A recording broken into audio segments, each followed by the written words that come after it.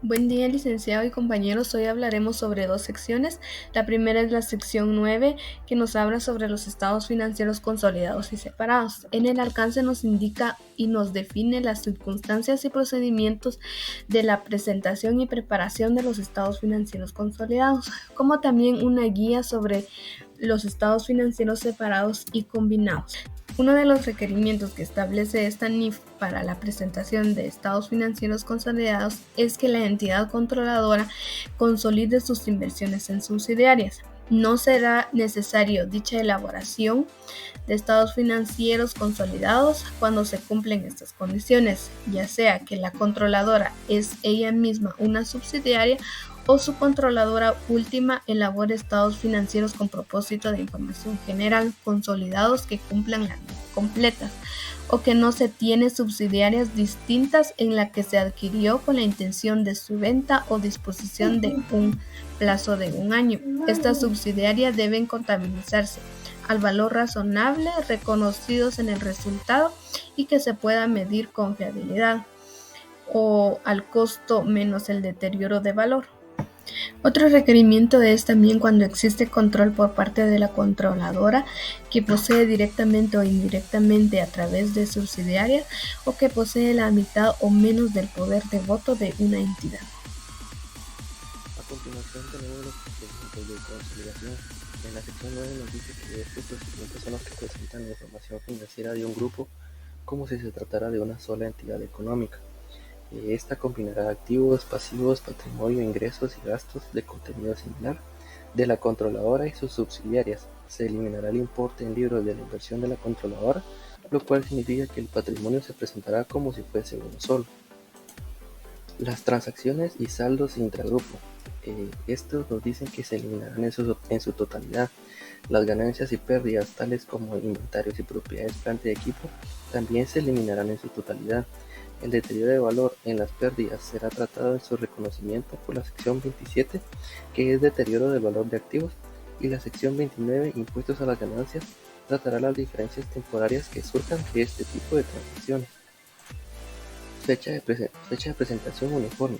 Nos dice que los estados financieros que se utilicen para la consolidación deberán estar referidos a la misma fecha de presentación, a menos de que esto sea impracticable. Políticas contables uniformes. Dice que los estados financieros consolidados se prepararán utilizando políticas contables uniformes para transacciones similares y para otros sucesos, como por ejemplo si se utiliza el método de línea recta para el rubro de depreciaciones. Esta política será aplicada para la controladora y sus subsidiarias. De no utilizar las mismas políticas, se deberán realizar ajustes antes de la consolidación. Adquisición y disposición de subsidiarias. Nos dice que los ingresos y los gastos de una subsidiaria se incluirán en los estados financieros consolidados desde la fecha de su adquisición hasta la fecha en la que la controladora deje de controlar a la subsidiaria.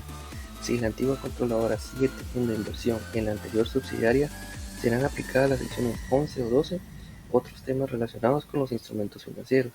Si ésta se volviera una asociada, se utilizaría la sección 14, inversiones en asociadas, o si ésta se convertiría en una entidad controlada de forma conjunta, se aplicaría la sección 15, inversiones en negocios conjuntos.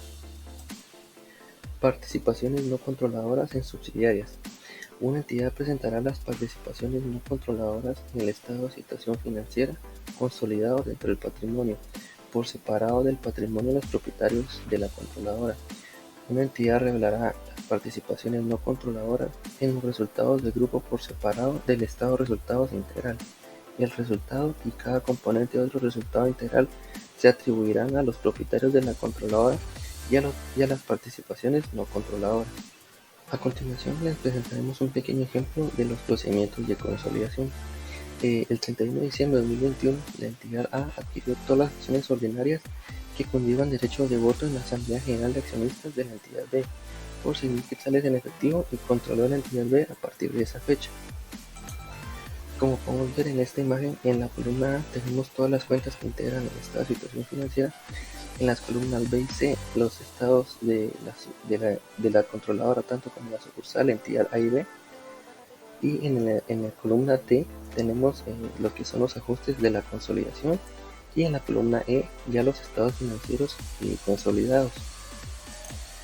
En este ejemplo nos indica la consolidación, nos indica que implica agregar el estado de situación financiera a la controladora y su subsidiaria, como lo son en las columnas B y C, línea por línea de acuerdo con el párrafo 9.13, inciso A, y de acuerdo con el párrafo 9.13, inciso B, eliminar el importe en libros de la inversión de la controladora en la subsidiaria, dado que se sustituye por la plusvalía y el valor razonable de los activos pasivos y los pasivos contingentes adquiridos, y el patrimonio previo a la adquisición de la subsidiaria, dado que el patrimonio no se había devengado ni había sido aportado por el grupo, pero es parte de la adquisición, y reconocer los ajustes del valor razonable en conjunto con el activo de plusvalía, cuyo origen proviene de la adquisición de la subsidiaria.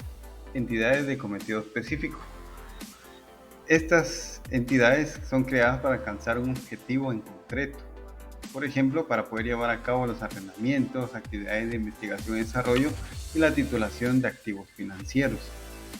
Usualmente adoptan la forma jurídica de sociedades por acciones, fideicomisos o asociaciones con fines empresariales, o bien no tener como tal una forma jurídica de sociedad.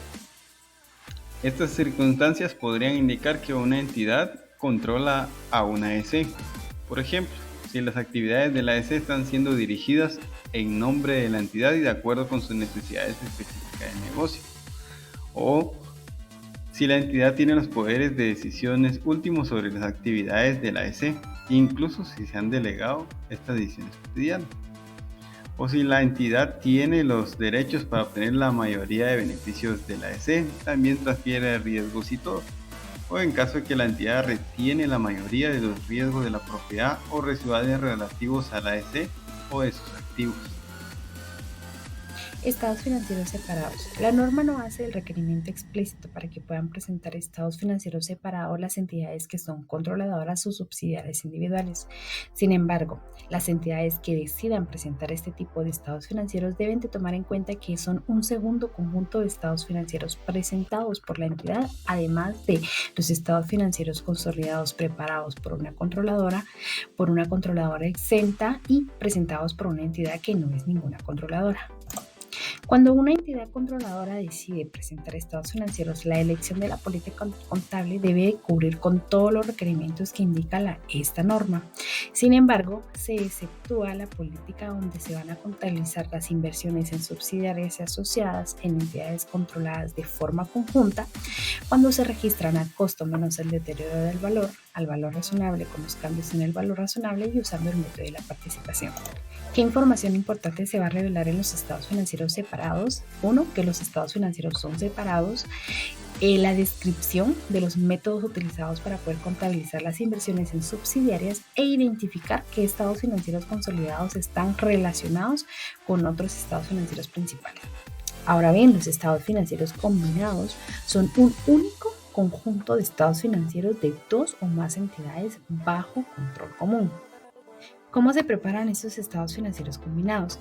Todos los saldos y transacciones que sean interempresas deben de eliminarse.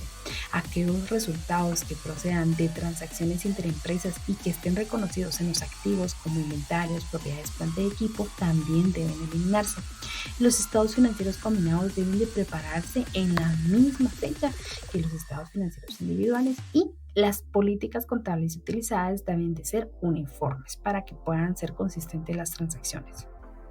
¿Qué información se va a revelar en los estados financieros combinados? El hecho de que los estados financieros son combinados, la razón por qué estos están preparados de forma combinada, la base que se está utilizando para determinar qué entidad se incluye en los estados financieros combinados, la base de preparación de los estados financieros combinados y la información a revelar sobre las partes relacionadas. Sección 19. Combinación de negocios y plusvalía. En esta sección podemos encontrar lo que es el alcance, el cual nos establece los principios y requerimientos contables para el tratamiento de las combinaciones de negocios y la contabilización de la plusvalía de los estados financieros de las pymes, con el objetivo de brindar información precisa y relevante sobre las transacciones. Combinación de negocios. Una combinación de negocios es una unión de entidades o negocios separados en una entidad que informa. Se establece cómo se debe reconocer, medir y presentar los activos identificables, los pasivos asumidos, la plusvalía y otros efectos financieros en los estados financieros de la entidad adquiriente. En otras palabras, una combinación de negocios se produce cuando una entidad adquiere el poder para tomar decisiones relevantes y dirigir las actividades de otra entidad o negocio, lo que le permite influir en los flujos de efectivos generados por esa entidad o negocio. Para la contabilización en la combinación de negocios se aplica el método de la adquisición, el cual involucra los siguientes pasos. Primero, la identificación del adquiriente. Segundo, medición del costo de la combinación de negocios. Y tercero, distribución en la fecha de adquisición del costo de la combinación de negocios entre los activos adquiridos, los pasivos y las provisiones para los pasivos contingentes asumidos. Ejemplo del método de adquisición. La empresa A compró el negocio de taxis de un competidor, empresa B, por 42,000 quetzales. Importe que pagó en efectivo en la fecha de adquisición. La combinación de negocios se efectuó mediante la transferencia de activos, obligaciones y operaciones. Todas estas en entorno del negocio de taxis de la empresa A. A continuación tenemos también la información sobre los activos, pasivos y pasivos contingentes del negocio adquirido en la fecha de adquisición, por lo cual tenemos la identificación del cuadro en el importe en libros de los estados financieros de la empresa B, el reconocimiento de los taxis por un monto de 15,000, las licencias de taxis por 5,000 y en el valor razonable tenemos a los taxis con 20,000, la licencia de taxis por 15,000, la marca o marca comercial registrada por 6,000 y la posible obligación por litigio en 1,000. Se procede a la contabilización por medio de una partida, en la cual la empresa A contabiliza la combinación de negocios reconociendo el costo de dicha combinación, reconociendo los activos identificables adquiridos, los pasivos y pasivos contingentes asumidos, esto a sus respectivos valores razonables en la fecha de adquisición, el cual se detalla la partida de la siguiente manera: propiedad, planta y equipo taxis por 20,000, activos intangibles, licencias de taxis por 15,000, activos intangibles marca por 6,000, activos intangibles plusvalía 2,000 A, pasivos contingentes por litigio 1,000 y efectivo de 42,000, con el cual se registra la adquisición de negocio de taxis de la empresa B. En la información a revelar podemos encontrar combinación durante el periodo en que se informa, en los cuales se revelará el nombre de la descripción de cada una de las entidades en combinación, la fecha en la que se dio la adquisición, el porcentaje de los instrumentos que tienen el derecho a voto adquiridos, el costo de la combinación y descripción de componentes, los importes reconocidos en la fecha de adquisición para todos los activos y pasivos contingentes, el importe del exceso reconocido en el resultado del periodo. También está la información de la plusvalía, que es una descripción cualitativa de lo que constituye la plusvalía reconocida. También encontramos para todas las combinaciones de negocios. En este caso se revelarán los cambios que surgen de las nuevas combinaciones, las pérdidas del deterioro del valor que surgen, las disposiciones de negocios adquiridos y otros cambios que se den. En la parte legal podemos hablar de la implementación de esta sección en Guatemala y nos dice la Ley de Bancos y Grupos Financieros en su artículo 60 sobre la conciliación de estados financieros que integran el grupo financiero debe realizarse por la empresa controladora o por la empresa responsable de acuerdo con los procedimientos que para el efecto dicte la Superintendencia de Bancos y las normas. En la sección 19 podemos encontrar el Código Tributario en su artículo 27 y su inciso 2 y 3 y nos dice que son solidariamente responsables con los anteriores propietarios, los adquirientes de bienes, derechos y patrimonios, así como los asesores en el activo y pasivo de empresas de propiedad de personas individuales, de entes colectivos con personalidad jurídica o sin ella. También las personas individuales o jurídicas que adquieren empresas por fusión, transformación o absorción respecto de los tributos que adeuden los propietarios de las funcionadas, transformadas o absorbidas.